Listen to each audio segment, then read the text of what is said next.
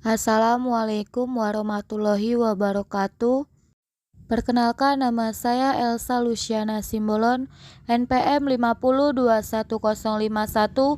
Saya dari kelas 4B dengan mata kuliah Telaah Kurikulum dengan dosen pengampu Bapak Tio Gusti Satria, Magister Pendidikan.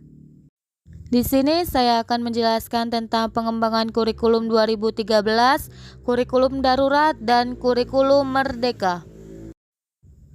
Pengembangan kurikulum 2013 merupakan bagian dari strategi meningkatkan kurikulum merdeka yang sebelumnya disebut sebagai kurikulum prototipe, dikembangkan sebagai kerangka kurikulum yang lebih fleksibel sekaligus berfokus pada materi esensial dan pengembangan karakter dan kompetensi peserta didik.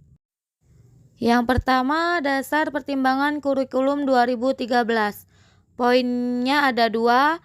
Satu, aspek filosofis, filsafat atau pandangan hidup sesuatu bangsa yang berisi nilai-nilai moral atau etika dari bangsa tersebut. Poin yang kedua, aspek konseptual.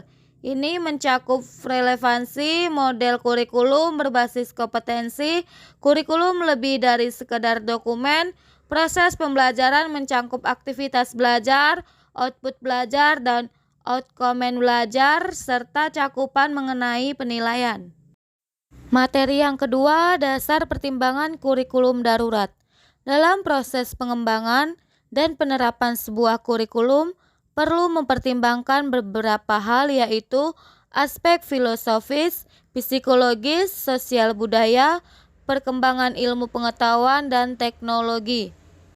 Materi yang ketiga, dasar pertimbangan kurikulum merdeka. Landasan dasar sebuah kurikulum merupakan hal yang penting untuk diketahui oleh guru karena landasan dasar merupakan hal utama dalam pengembangan dan pelaksanaan kurikulum, utamanya dalam kurikulum merdeka. Semua pengalaman belajar yang diperoleh dari sekolah seperti mempelajari berbagai mata pelajaran, melakukan berbagai kegiatan, interaksi sosial di lingkungan sekolah, kerjasama kelompok, dan pengalaman kehidupan lainnya tercakup dalam pengertian kurikulum. Materi yang keempat, rasiologis pengembangan kurikulum 2013. Poin yang pertama, tantangan internal. Tantangan internal antara lain terkait dengan kondisi pendidikan dikaitkan dengan tuntutan pendidik yang mengacu ke 8 standar nasional pendidikan yang meliputi standar isi, standar proses, standar kompetensi lulusan, standar pendidik dan tenaga kependidikan, standar sarana dan prasarana, standar pengelolaan, standar pembiayaan, dan standar penilaian pendidikan. Poin yang kedua, tantangan eksternal. Tantangan eksternal antara lain terkait dengan arus globalisasi dan berbagai isu yang terkait dengan masalah lingkungan hidup, kemajuan teknologi dan informasi, kebangkitan industri kreatif dan budaya, dan pengembangan pendidikan di tingkat internasional. Materi yang kelima, rasiologis pengembangan kurikulum darurat.